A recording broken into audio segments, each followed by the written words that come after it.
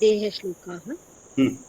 पठामि संस्कृतं नित्यं, वदामि संस्कृतं सदा, ध्यायामि संस्कृतं सम्यक्, वन्दे संस्कृतमातरम्। संस्कृतस्य प्रसाराय नैजं सर्वं ददाम्यहम्।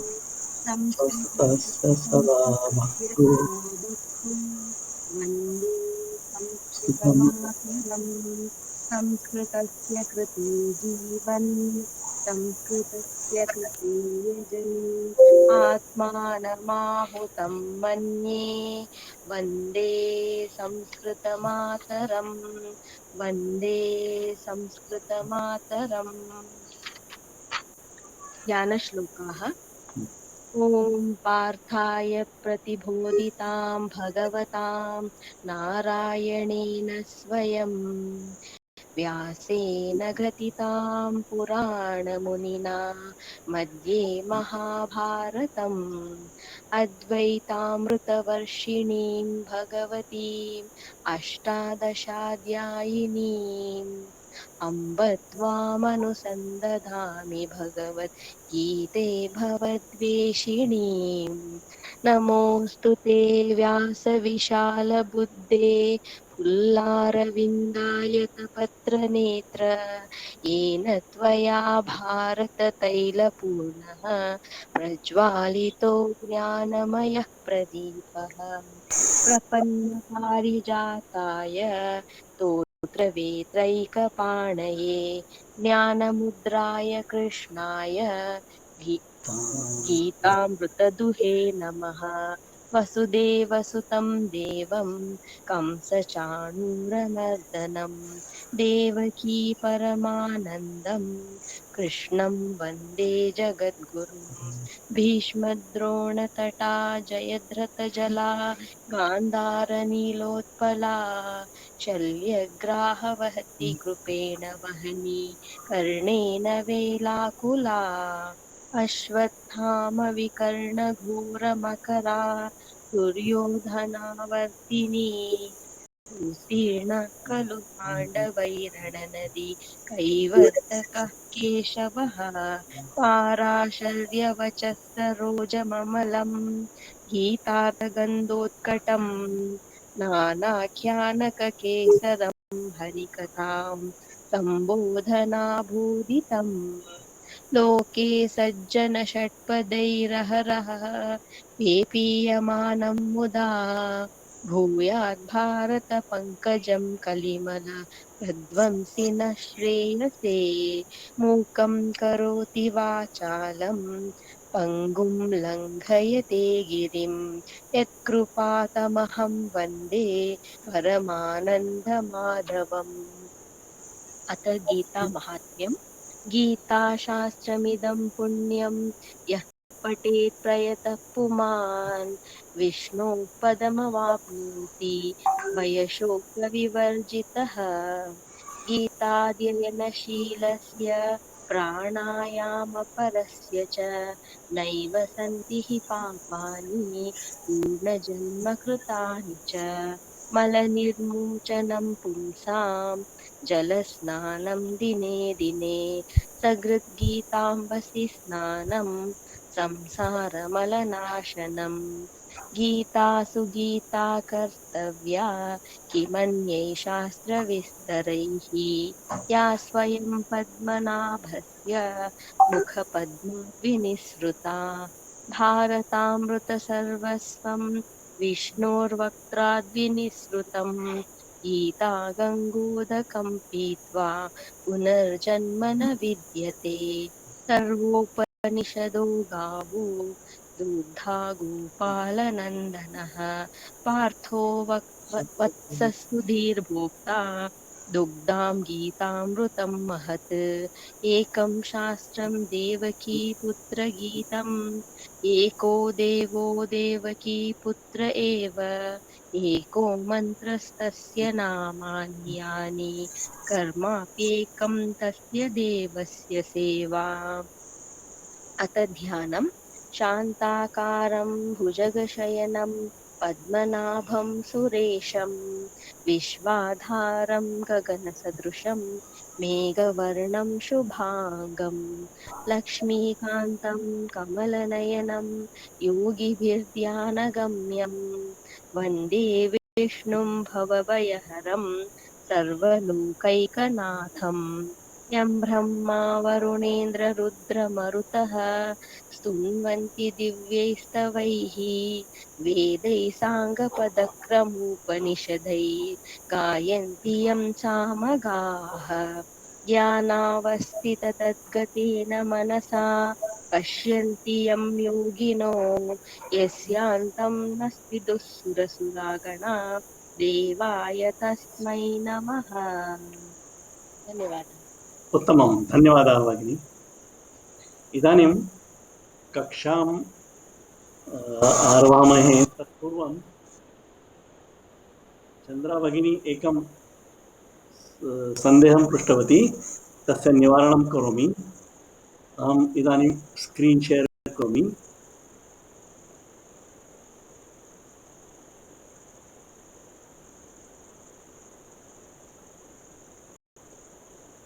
सा किं पृष्टवती इत्युक्ते स्वरसन्धिप्रकरणे पररूप संधि अस्ति यत् अत्र पश्यतु। मया किं अकारान्त उपसर्गः अस्ति, तत्पश्चात् एक एजादि धातु, तत्र उदाहरणं लिखितमस्ति प्र प्लस एजति इस् प्रेजति। तस्याः संशयः अस्ति एजति इति परस्मैपदी धातु वा आत्मनेपदी धातु। किमित्युक्ते पुस्तके कुत्र अस्ति तत् प्रेजति इति लिखितमस्ति। प्रेजते इति पुस्तके अस्ति, मया प्रेजति लिखितमस्ति। अहम् अन्विष्टवान्। अत्र पश्यन्तु, अत्र एज् धातु आत्मनेपदी अस्ति, परन्तु इतोपि एकः अन्यः धातुः अस्ति, सः अपि एज् धातु। अत्र पश्यतु, अत्र एजति अस्ति, एजति तथा एजते, परन्तु एतौ भिन्नौ धातु। एकः धातु किम् उभयपदी अस्ति, कृ धातु तथा नास्ति, परन्तु उभयोः उच्चारणं समानमेव। उभयोः किम् इत्वर्णः अस्ति, सः अपि समानमेव, परन्तु अर्थः भिन्नः अस्ति। एजते इति धातु आत्मनेपदी अस्ति, तस्य अर्थः दीप्तौ मीन्स्, पश्यतु अत्र टु ग्लो, टु शैन्। अनन्तरम् एषः अन्यः धातुः अस्ति एजति, तस्याः अर्थः अस्ति टु शिवर्, टु ट्रेम्बल्, टु शेक्। सो तत्र उभयपदी धातु इति न, उभौ धातु, परन्तु उच्चारणं समानमेव। एकः आत्मनेपदी अस्ति, अन्यः परस्मैपदी अस्ति। अर्थात् तयोः अर्थौ भिन्नौ, तावदेव। इदानीं चन्द्रभगिनी अवगतं वा? धन्यवादः महोदय, अवगतम्। अस्तु, अवगतम्। धन्यवादः। अस्तु, इदानीम् अहम् एतत् स्थगयामि। अद्य यः विषयः अस्ति तस्य विषये आरम्भं करोमि। अत्र अद्य किम् अस्माभिः व्यञ्जनसन्धिः पठनीया इति मम मनसि अस्ति। व्यञ्जनसन्धिः अहं पुनः एकवारं स्मारयामि। सन्धिप्रकाराः यत् मया दत्तः पूर्वं पीठिका प्रथमायां पीठिकायां व्यञ्जनसन्धि इत्युक्ते पूर्ववर्णः व्यञ्जनम् अस्ति, परवर्णः स्वरः भवितुमर्हति, नो चेत् व्यञ्जनमपि भवितुमर्हति। तस्य नाम व्यञ्जनसन्धिः इति। अनन्तरं स्मारणार्थमेव व्यञ्जनानि अत्र मया यत् पूर्वं सर्वं अस्माभिः दृष्टमस्ति।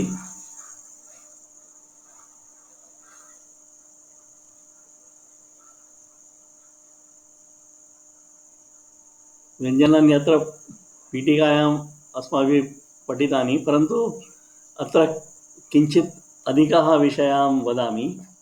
अधिकं विषयं ये अल्पप्राणाः सन्ति, कठोर अल्पप्राणाः इत्युक्ते क च ट त प, एते कस्मिन् प्रत्याहारे अन्तर्भवन्ति भवन्तः वक्तुं शक्नुवन्ति वा? खर् न, क च ट त प तावदेव।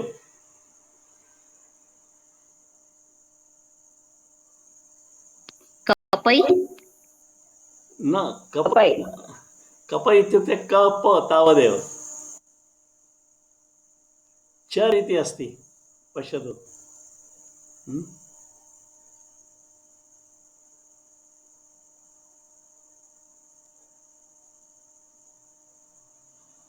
चर् तत्र अहम् एतत् पुनः एतत् कुत्र अस्ति?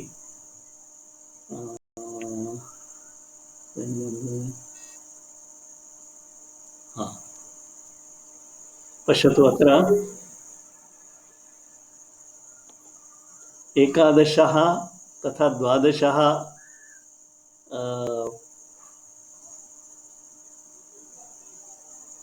तत्र क फ छ ठ त च ट त व क प य।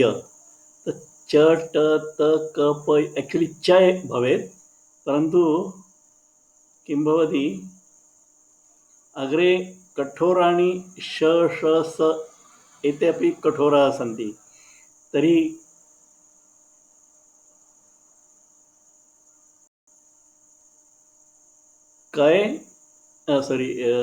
चय प्लस शर इतः आरभ्य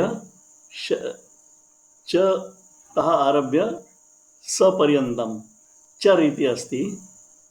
तत्र मया लिखितं केवलं चर् इति। चर् इत्युक्ते एते पञ्चवर्णाः क च ट त प प्लस श ष श ष स एते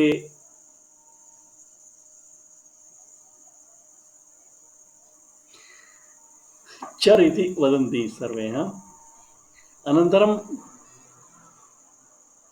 एते वर्णाः क च ट त प तथा ख छ ठ थ फ प्लस श ष स एते खर्। I mean, I am not able to show the addition of this column plus sh sh s, so I have written here only. Astu अल्पप्राण मृदुनी ग ज ड द ब एतेषां कः प्रत्याहारः? जश्। अनन्तरं ये महाप्राणाः सन्ति परन्तु मृदुव्यञ्जनानि सन्ति, तेषां कः प्रत्याहारः? घ घडदश तत्र झष् इति भवति। एतौ मिलित्वा झष् इति प्रत्याहारः निर्मीयते। अनन्तरं ये य र ल व एतेषां कः प्रत्याहारः?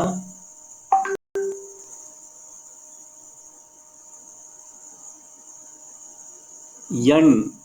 वयं पठितवन्तः यण् सन्धि मध्ये यण् इति। इतोपि एकः प्रत्याहारः अस्ति ङम् इति। केवलं गम गम तत्र त्रयः वर्णाः सन्ति ङ ण न। अत्र पश्यतु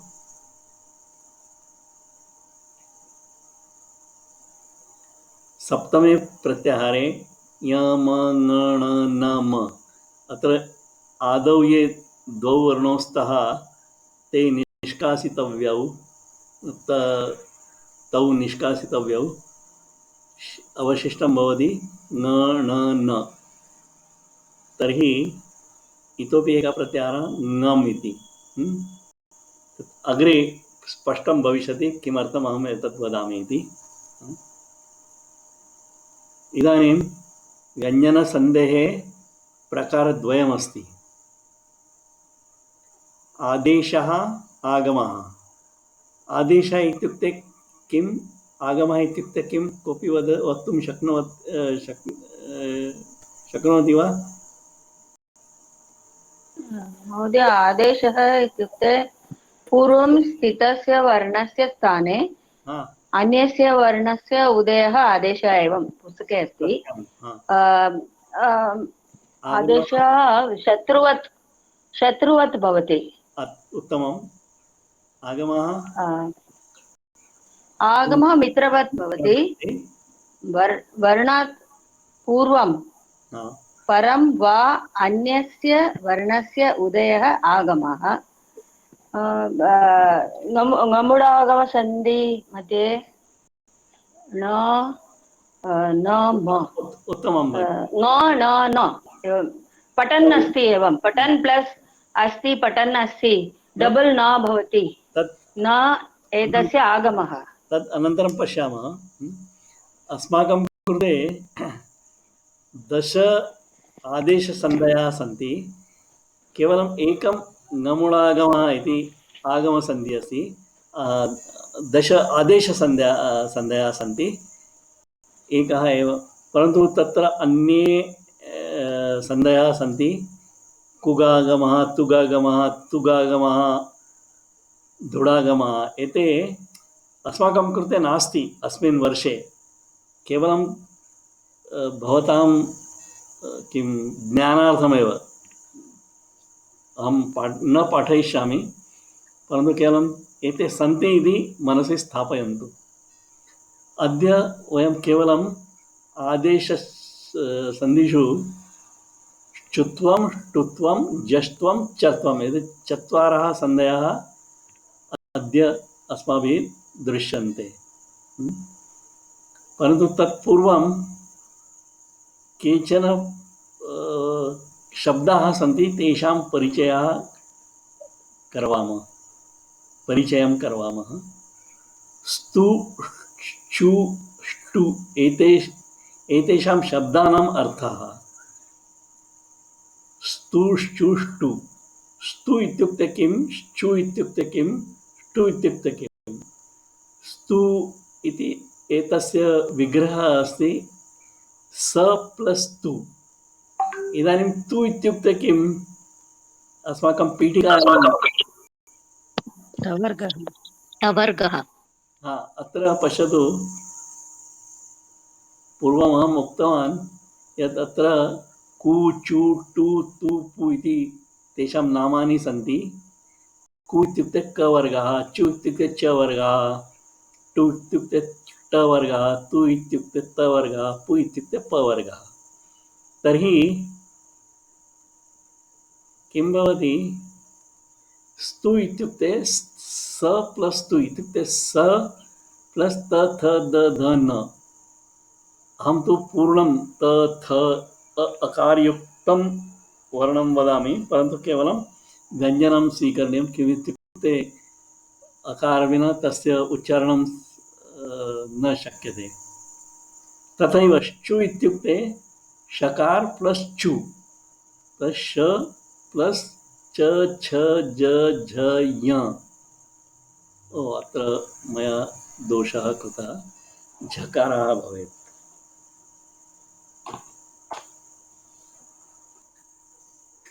तथैव ष्टु इत्युक्ते श प्लस् टु, श प्लस् ट ठ ड ढ न।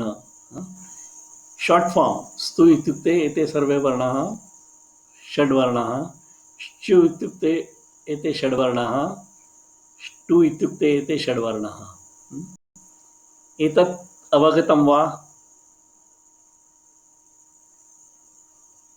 महोदय हा अवगतम् अवगतम्। इदानीं सन्धि किं भवति इति श्चुत्वसन्धि तस्य नाम।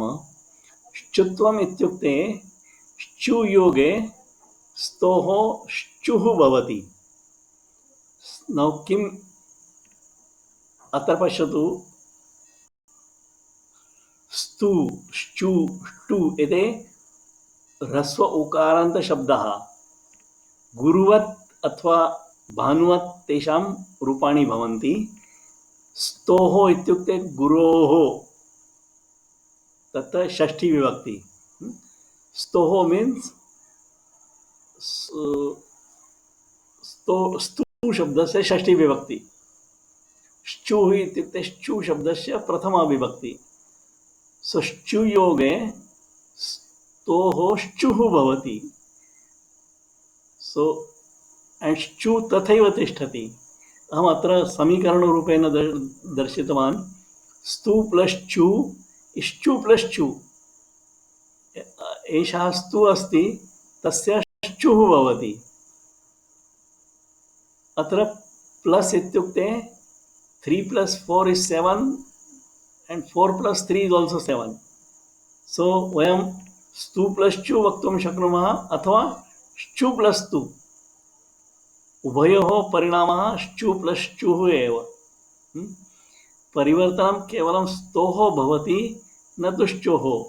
श्चुः तथैव तिष्ठति। इदानीं किं भवति? स्तु इत्युक्ते स त थ द द ध न। श्चु इत्युक्ते श च छ ज झ य। तत्र स्तुः श्चु स्तोः श्चुः भवति इत्युक्ते सकारस्य शकारः भवति, तकारस्य चकारः भवति, थकारस्य छकारः भवति, दकारस्य जकारः भवति, धकारस्य झकारः भवति, नकारस्य ञकारः भवति। एतस्य नाम श्चुत्वम्। एतत् अवगतं वा? महोदय महोदय श्चुना कारणात् स्तोः श्चुना कारणात् नास्ति, स्तोः कारणात् श्चुना श्चुः भवति न महोदय? न श्चुना कारणात् स्तोः श्चुः भवति। Right right got it. अस्तु, ओके। अवगतम्। इदानीम् उदाहरणानि पश्यामः। एतत् कोष्ठकं पुनः अत्र मया लिखितमस्ति। स्तुः श्चुः भवति, सकारस्य चकार इत्यादि। तपस् प्लस् चर्या, अत्र सकारः अस्ति, सकारस्य किं भवति? शकारः। सो तपस् प्लस् चर्या, तपस् प्लस् चर्या, तपश्चर्या। अनन्तरं यद् जुहोषि, एतद् भगवद्गीतायां 9म अध्यायस्य 27तमः श्लोकः। यत् करोषि यदश्नासि यज्जुहोषि ददासि यत् तपस्यसि कौन्तेय तत् कुरुष्व मदर्पणम्। तत्र यद् जुहोषि, तर्हि दकारस्य जकारः भवति यद्, यज् जुहोषि, यज्जुहोषि। अनन्तरम् एषः अस्माकं बहु परिचितः शब्दः, यज् धातु न प्रत्ययः, तत्र जकारस्य यकारः भवति। सारी क्षम्यताम्,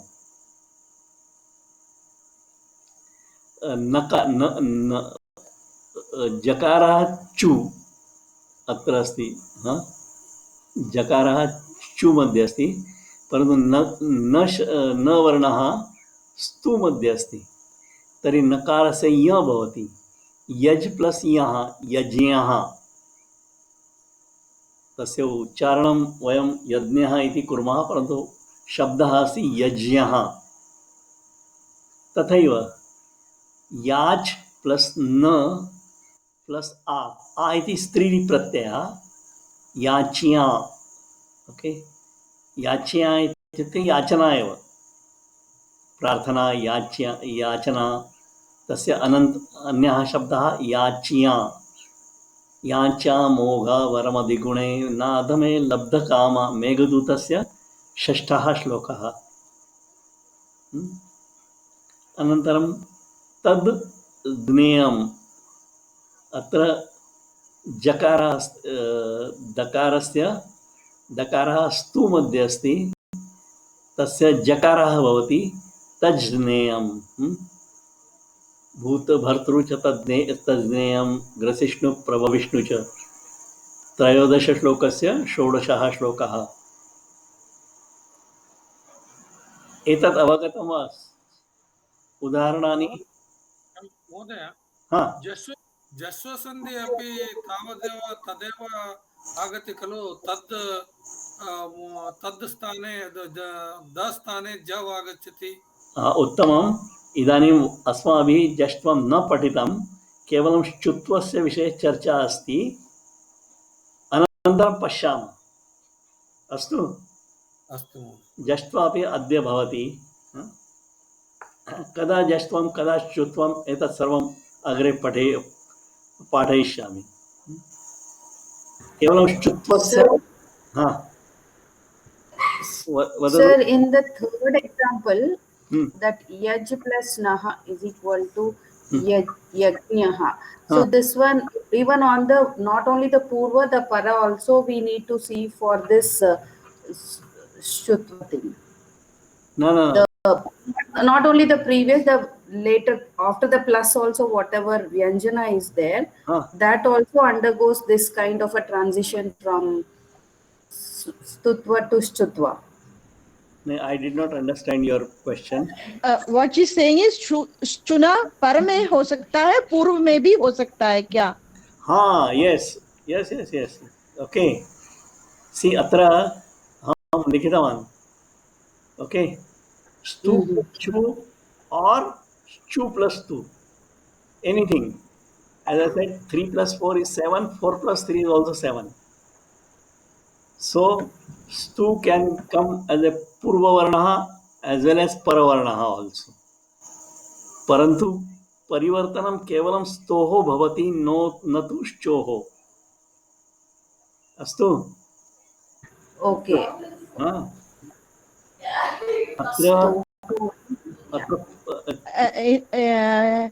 In this udaharanam, the yajna is different one, na bhavati, prithak asti. Jakarah bhavati, tat karanat paravarne nakara अस्ति। तदेव अहं वदामि। स्तुवर्णः पूर्ववर्णः भवेत् अथवा परवर्णः भवेत्।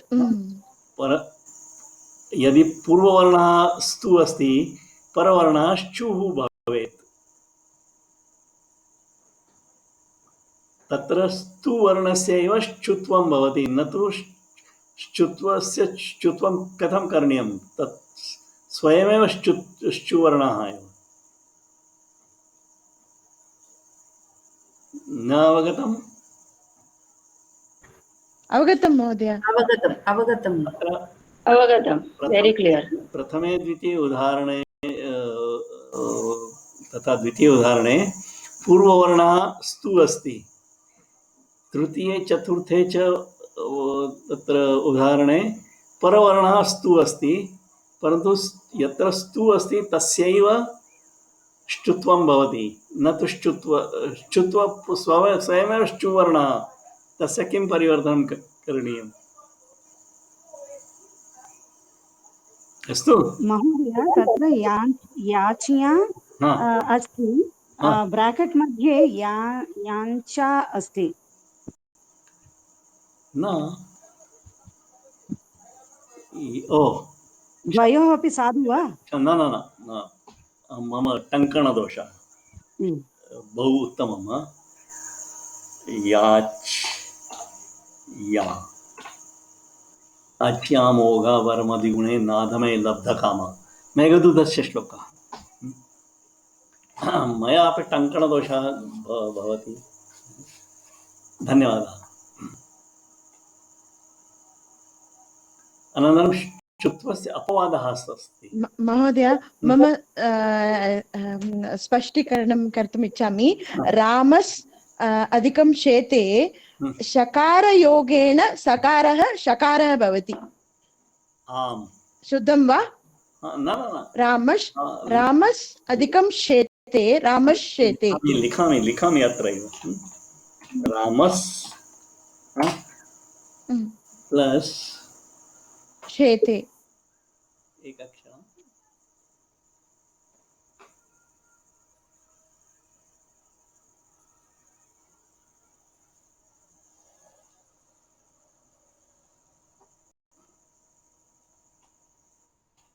शेते। तत्र किं भवति? पूर्ववर्णः अस्ति स्तु।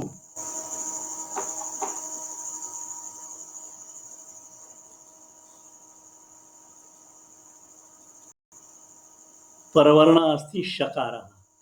तर्हि पूर्ववर्णस्य एव शकारः भवति।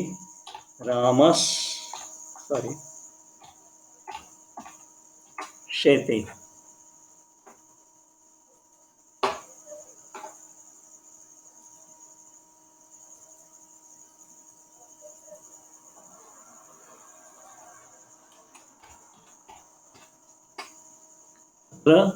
सकारस्य शकारः अभवत्।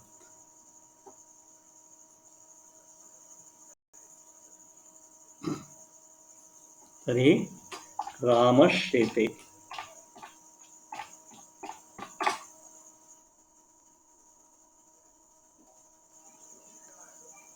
अस्तु।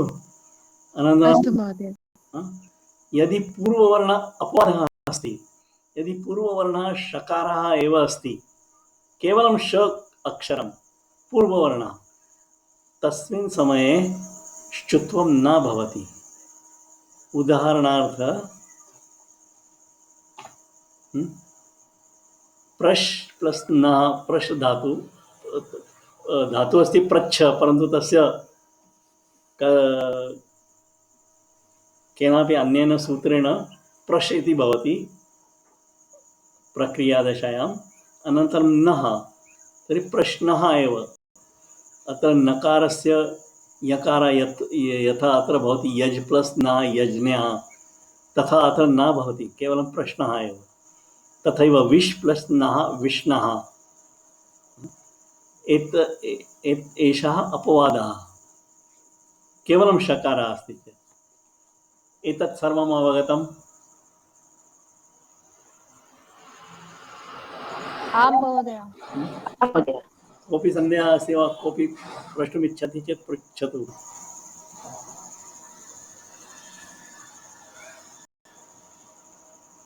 अस्तु, अग्रे गच्छामः। इदानीं ष्टुत्वं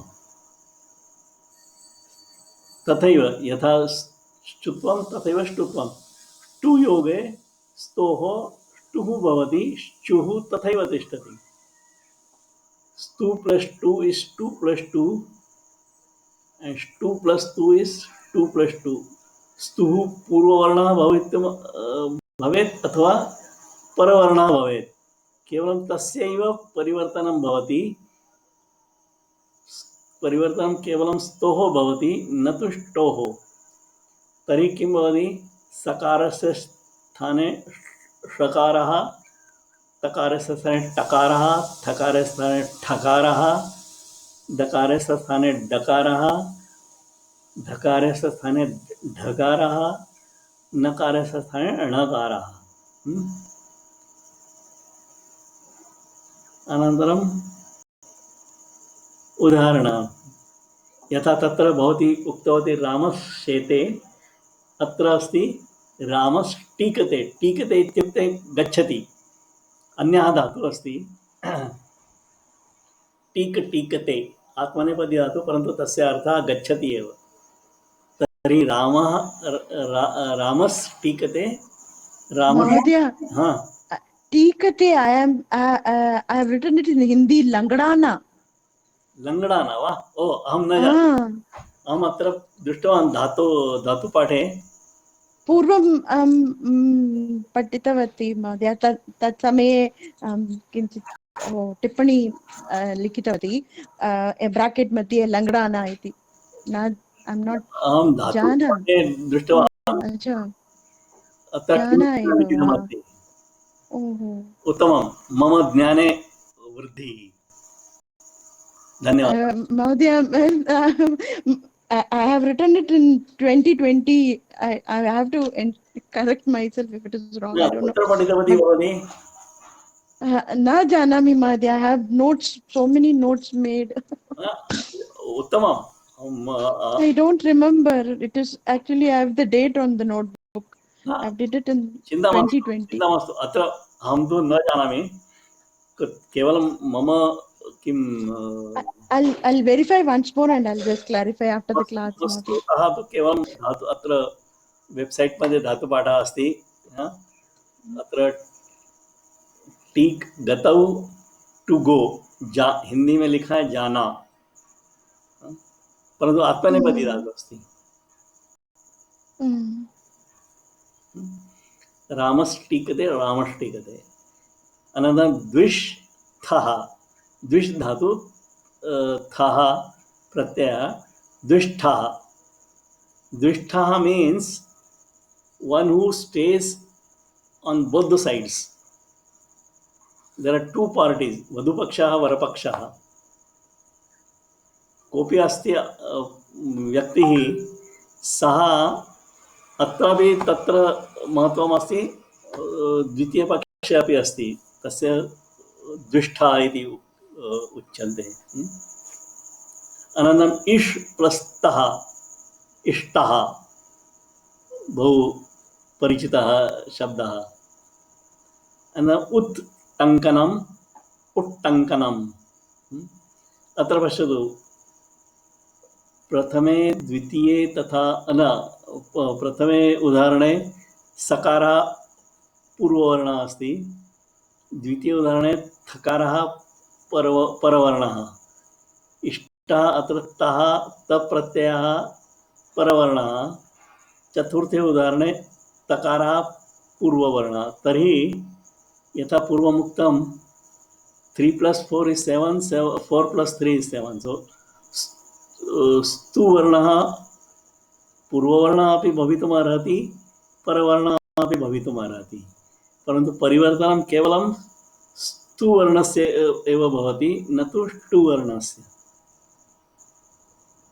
Mohdaya, in the first line, right, it should be stew or it should be stew? First line, oh yes, correct. No, which one you are saying? No.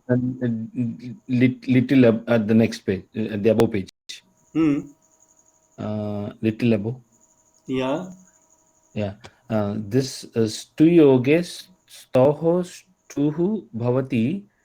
Yes, Stuhu, right? Maybe copy paste problem. Okay, उत्तमं, धन्यवादः. ष्टुः तथैव तिष्ठति. Very good.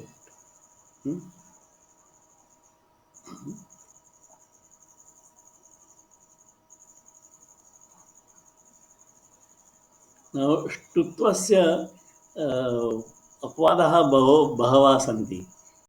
ष्टुत्वस्य तु केवलम् एकः एव अपवादः. पूर्ववर्णः शक् अस्ति चेत् ष्टुत्वं न भवति, परन्तु ष्टुत्वस्य बहवः अपवादाः. यदि पूर्ववर्णः तु वर्गः अस्ति, परवर्णः षकारः अस्ति, केवलं परवर्ण एकः एव, तत्र पूर्ववर्णः एकः एव आसीत्, षकारः. अत्र परवर्णः एकः एव, षकारः, तर्हि ष्टुत्वं न भवति. पूर्ववर्णः तत्र स्तु अस्ति, परवर्णः षकारः एव. भगवान् षष्ठः, अत्र नकारस्य णकारः न भवति. किमित्युक्ते एषः नियमः, अपवादः नियमः. नियमस्य अपवादः पूर्ववर्णात् तु स अस्ति चेत् भवितुमर्हति, परन्तु तु केवलं तु नाट् सकारः। अनन्तरं यदि पूर्ववर्णः टु अस्ति, परवर्णः स्तु अस्ति चेत् ष्टुत्वं न भवति। षट् सन्तः षट् तरुणः, तथैव षट् सन्तः षट् तरुणाः इति तस्य उदाहरणम्। इदानीम् अपवादस्य अपवादः, अपवादस्य अपवादः मीन्स् निषेधः। अपवादः न करणीयः। यथा पूर्वं ष्टुत्वं भवति अनेन नियमेन, तथैव करणीयम्। पूर्ववर्णः टु अस्ति, वर्गः अत्र मया दोषः कृतः। परवर्णः नाम, नवति, नगरी एते शब्दाः, एतेषु एकः शब्दः अस्ति, नाम, नवति, नगरी। तर्हि ष्टुत्वं भवति। अत्र अपवादः न करणीयः। षण् नाम, अत्र अस्य अर्थः मूलशब्दः अस्ति शश। शश इत्युक्ते 6। तस्य प्रक्रियादशायां षण् भवति। षण् नाम, षण्णाम, नवति, नवति, षण्णवति, षण्नगर्याः, षण्नगर्याः। नकारस्य नकारः भवति। परवर्णे नाम, नवति, नगरी इति शब्दाः, एते शब्दाः। नगरी शब्दस्य प्रथमा बहुवचन नगरी, नगर्यौ, नगर्याः, तत् षण्नगर्याः।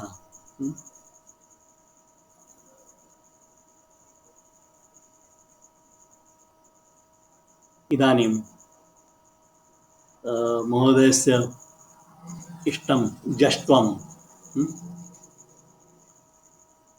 अहं केवलं संक्षिप्तरूपेण अत्र लिखितवान् अस्मि।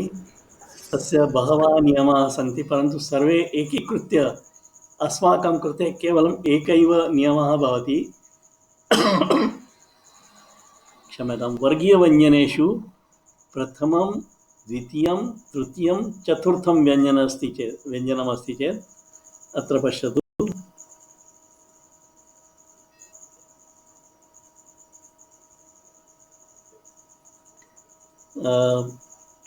क, ख, प्रथमः क, च, ट, त, प, अथवा ख, छ, ठ, थ, फ, अथवा ग,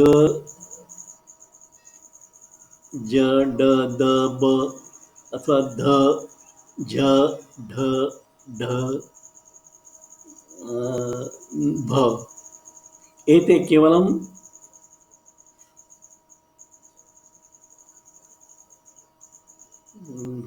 किम् अभवत्?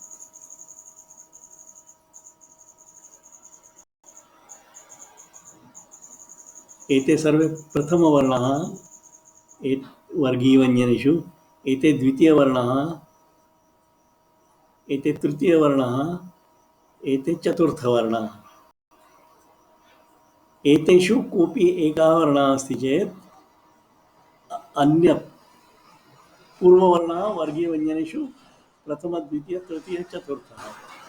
अनन्तरं परवर्णः अस्ति, स्वरः भवति, नो चेत् मृदुव्यञ्जनं भवति, नो चेत् अवसानं भवति। अवसानम् इत्युक्ते पदस्य अन्तः, पदान्तः।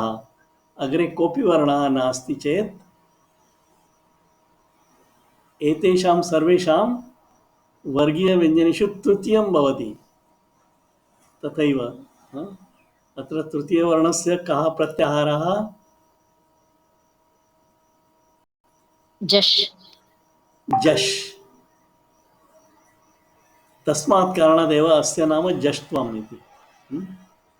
जश् इत्युक्ते ग ड द ज द ब।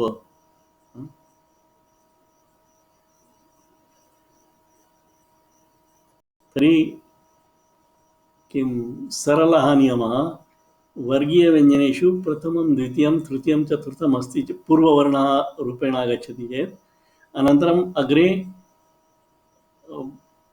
स्वरः भवेत् अथवा मृदुव्यञ्जनं भवेत् अथवा पदान्तः मतलब तस्य अर्थः अग्रे किमपि नास्ति तर्हि तस्य व्यञ्जनस्थाने तृतीयवर्णः तत्र आगच्छति इति आदेशः। उदाहरणानि वाक् प्लस् ईशः वागीशः सम्यक् उभयोः भगवद्गीतायां श्लोकः अस्ति। अप् प्लस् धीः अब्धिः बुध प्लस धीः बुद्धिः सत् प्लस बुद्धि सद्बुद्धि अच् प्लस अन्तः अत्र पश्यतु अत्र चकारः कठोरवर्णः अस्ति परन्तु अग्रे स्वरः अस्ति। एषः प्रथमस्तम्भे वर्णः। अज प्लस अन्तः अजन्तः अट् आगमः अड् आगम अडागमः एतस्य अर्थः अग्रे स्पष्टी भविष्यति। अडागमः इत्युक्ते किम्? इदानीं केवलम् एकः एव अस्य किं वर्गीयव्यञ्जनं नास्ति। अत्र I am not able to put it in this rule, but just have it as your extra this one. अन्ते षकारः अस्ति चेत् तस्य डकारः भवति। कः नियमः इति अग्रे पश्यामः परन्तु अन्ते षकारः अस्ति चेत् षकारस्य स्थाने डकारः षष् आननः षडाननः।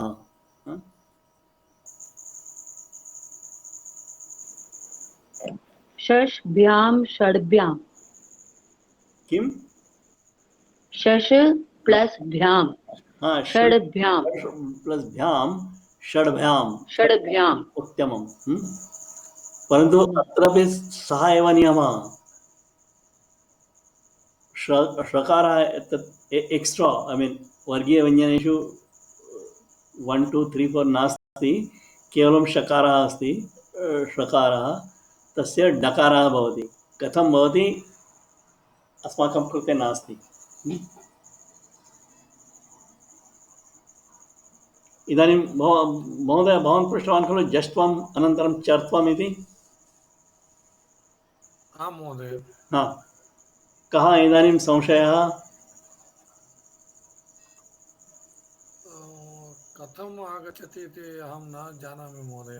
न अहं वदामि। ओके तत्पूर्वं केवलम् एतत् पश्यामः चर्त्वम् इति किम्?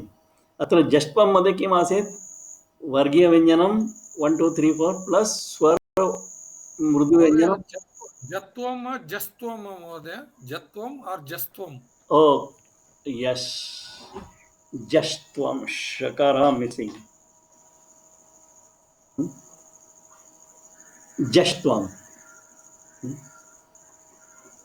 I am thankful to everybody for pointing on the mistakes.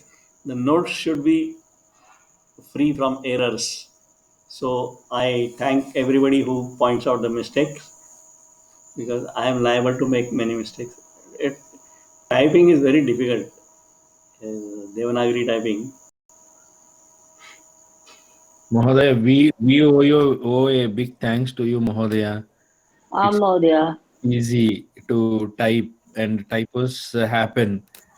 Yeah. We are not doing a big thing. You are doing a big thing. Astu, no problem. इदानीं चर्त्वम् अत्र किं भवति? चर्त्वम् इत्युक्ते like in जष्ट्वम् I said वर्गीयव्यञ्जन plus स्वर मृदु I mean The paravarna basically mrudu or swaraha or avasanam. तत्र चर्त्वं मध्ये किं भवति परवर्णः कठोरव्यञ्जनम् अस्ति तावदेव अवसानमपि भवितुमर्हति तत्र किं भवति वर्गीयव्यञ्जनं 1 2 3 4 they are all replaced by वर्गीयव्यञ्जनं प्रथमं तावदेव here it is number 3 here it is number 1 that's all and here परवर्णः अस्ति मृदुव्यञ्जन अत्र परवर्णः अस्ति कठोरव्यञ्जनम् और अवसानं तावदेव अत्र स्वरः नास्ति चर्त्वे स्वरः नास्ति केवलं कठोरव्यञ्जनम् अथवा अवसानम् अवसानम् इत्युक्ते पदान्तः अग्रे कोऽपि वर्णः नास्ति end of the word that's all so now इदानीम् उदाहरणानि पश्यामः दिग् प्लस पाल सो गकारः वर्गीयव्यञ्जनं तस्य प्रथमः वर्णः अस्ति क सो दिक्पाल भज ति जकारस्य प्रथमः वर्णः अस्ति ककार भक्ति वेरी फेमस वर्ड तद ते दकारस्य प्रथमः वर्णः अस्ति त स तत्ते यदिच्छन्ता ब्रह्मचर्यं चरन्ति तत्ते पदं समथिंग संग्रहेण प्रवक्षे इति अष्टमाध्यायस्य 11 श्लोकः तथैव अनुष्ठुभ छन्दः भकारस्य प्रथमः वर्णः अस्ति पकारः अनुष्ठुभ छन्दः एते चर्त्वस्य उदाहरणं तो जष्ट्वम एंड चर्त्वम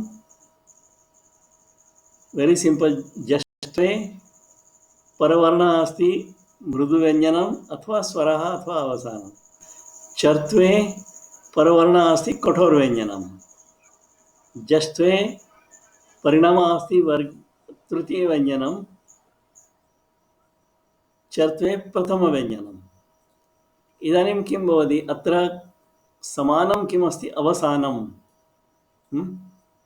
अत्रापि अवसानम् अस्ति अत्रापि अवसानम् अस्ति तर्हि किं करणीयं तत्र उभावपि भवितुम् अर्हतः यथा यद् शब्दस्य ओरिजिनल यद् तत्र अवसानम् अस्ति किम् अग्रे किमपि नास्ति तर्हि यद् शब्दस्य एतद् भवितुमर्हति तत् यत् तत् शब्दस्य अपि तत् and this combination yad yat अथवा tad tat they are used quite often in literature okay depends upon the next letter if next letter is kathor vyanjanam they keep yat or tat if the next letter is mrudu vyanjan or swara they keep yad or tad similarly now this may be news to you Ram शब्दस्य पंचमी विभक्ति एकवचनं किम् अस्ति रामात् okay रामात् now apply चर्त्वम sorry जष्ट्वम अंतिम वर्णः तकारः and this is a padam I mean सुप्तिङन्तं पदम सुबन्तं सुबन्त शब्दः तर्हि जष्ट्वं भवितुमर्हति जष्ट्वं किं 1 2 3 4 will go to वर्गीय व्यञ्जनं 3 so ramat will become ramad this is also valid form okay so both are there ramad as well as ramat both are valid panchami rupam okay and this if you take ramad and then apply chartvam it will become ramat okay but this ramad is not taught for whatever the reasons don't know but both are valid forms Okay. Now we will come to one peculiar sandhi which is in the book. It is given as Chartva Udharanam. Sorry, not Shtutvam, but there is no Shtutvam there.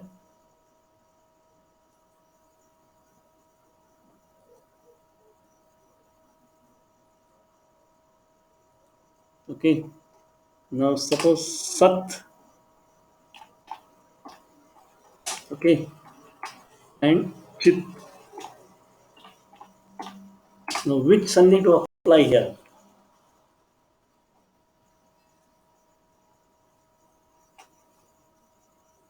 Chatvam.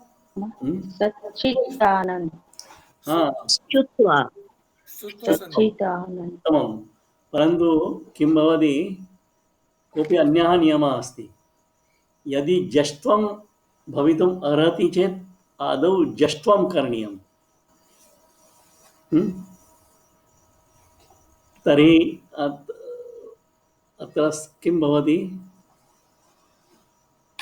Sad chit. Sad chit. सद् चित् इदानीं श्चुत्वे कृते किं भवति Satchit. न सच्चित् श्चुत्वं सच्चिद् Sajchit. न पश्यतु अत्र दकारस्य स्थाने किं भवति श्चुत्वे Double Jakara. Jakara. जकारः भवति double च plus च जकारः भवति जकार भवति जकारः भवति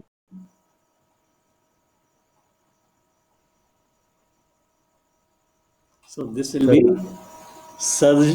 सज्ज Sorry. Chit. इदानीं परवर्णः कठोरव्यञ्जनः किं भवितुमर्हति Chartva sandhi. Satchit. सो जकारस्य प्रथमः वर्णः चकारः सच्च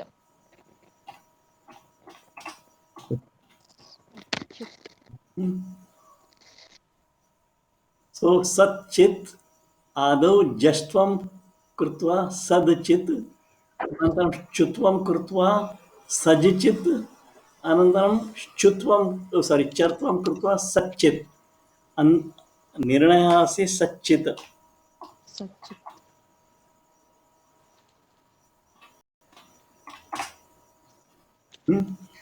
परन्तु पुस्तके डायरेक्ट सच्चित् इस् तकारस्य च्युत्वं कृत्वा सच्चित् इति लिखितमस्ति अहं न जानामि किमर्थं परन्तु प्रक्रिया यदि पश्यामश्चेत् एषा प्रक्रिया सद्चित् सज्चित् सच्चित्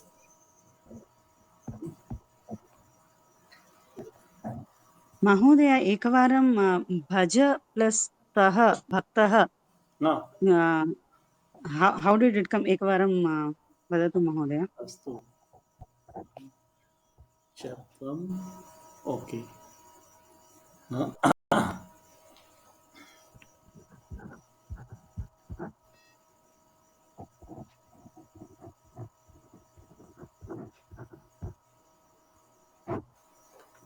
किं भवति अत्र पूर्ववर्णः अस्ति जकारः परवर्णः अस्ति तकारः इदानीं च्युत्वं भवति वा अथवा चर्त्वं भवति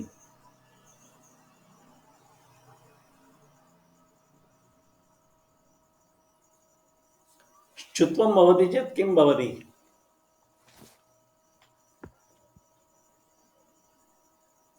भज प्लस ची भवति चुत्वं भवति परन्तु तादृशः कोऽपि शब्दः नास्ति तर्हि चर्त्वं करणीयं किमित्युक्ते जष्ट्वं चर्त्वम् आदौ करणीयम् अनन्तरं ष्टुत्वं ष्टुत्वम्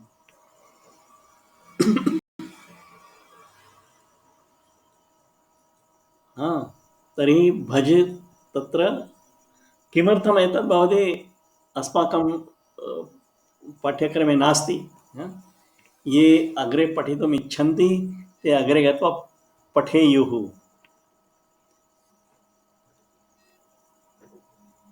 जकारस्य इदानीं तकारः कठोरवर्णः जकारः वर्गीयव्यञ्जनं तर्हि जकारस्य स्थाने ज च वर्गे अस्ति तस्य सारी ओ एकक्षणं न भवति खलु न न न न न न ओ एतद् न त्यजतु एतद् न भक्तिः तत्र अन्यः नियमः अस्ति वयं त्यजामः एतत् किमित्युक्ते तत्र अन्यः नियमः चोहोकु इति नियमः अस्ति तद् न आवश्यकं भवतां कृते अन्यत् उदाहरणमस्ति वा पुस्तके पश्यामः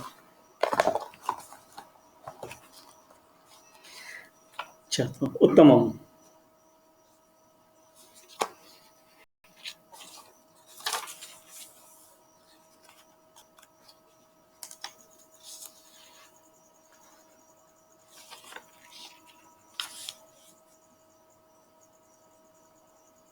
अस्मत्पुत्रः अनुष्ठुप् छन्दः लिखितमस्ति अत्र अस्मद्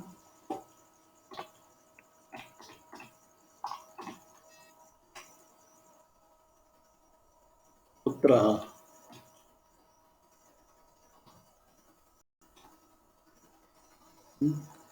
अहम् अग्रे लिखिष्यामि अस्मत्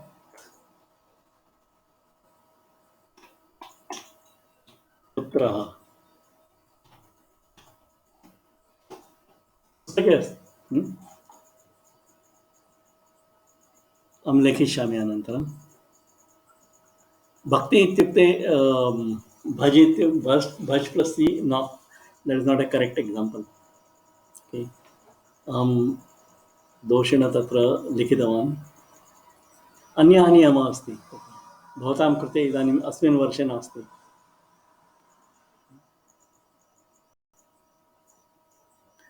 तर्हि अद्य एतावत्पर्यन्तं पर्याप्तम् इति अहं मन्ये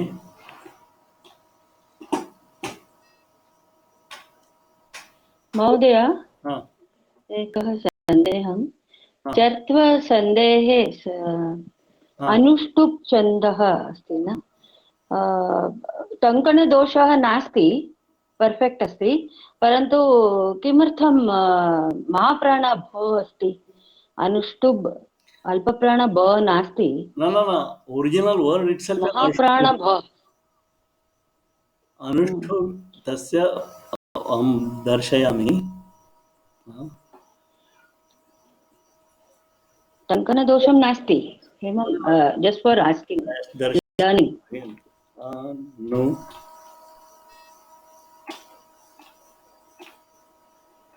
टुब्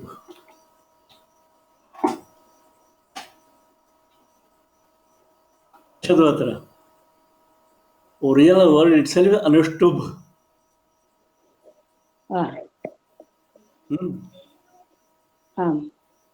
परन्तु संधिं कृत्वा अनुष्टुप् प्लस छन्द छ कठोर व्यञ्जनम् अतः अकारस्य पकारः भवति अनुष्टुप् छन्दः अस्तु महोदय अवगतम् अस्तु तर्हि स्थगयामः वा आं महोदय कोऽपि अस्ति चेत् पृच्छन्तु नो चेत् अहं शान्तिमन्त्रं वदिष्यामि आं महोदय अस्तु एकक्षणम् अनन्तरं लेखिष्यामि पुनः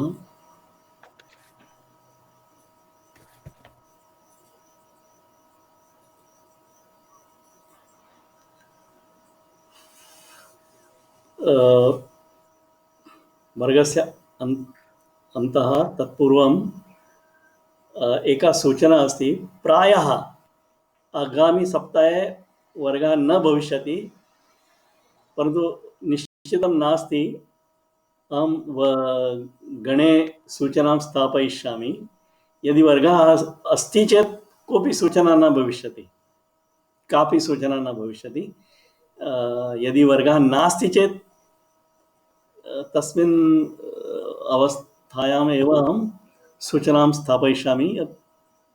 आगामि वर्गः कः अस्तु महोदय। प्रथमदिनाङ्के खलु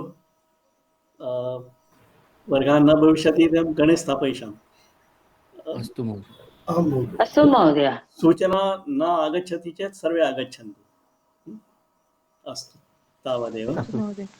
धन्यवादः। सर्वे भवन्तु सुखिनः, सर्वे सन्तु निरामयाः, सर्वे भद्राणि पश्यन्तु, मा कश्चित् दुःखभाग् भवेत्। ॐ शान्ति शान्ति। शान्ति शान्तिः। धन्यवादः। धन्यवादः महोदय। धन्यवादः महोदय। शुभरात्रि। शुभरात्रि सर्वेभ्यः। शुभरात्रि महोदय। राम राम महोदय।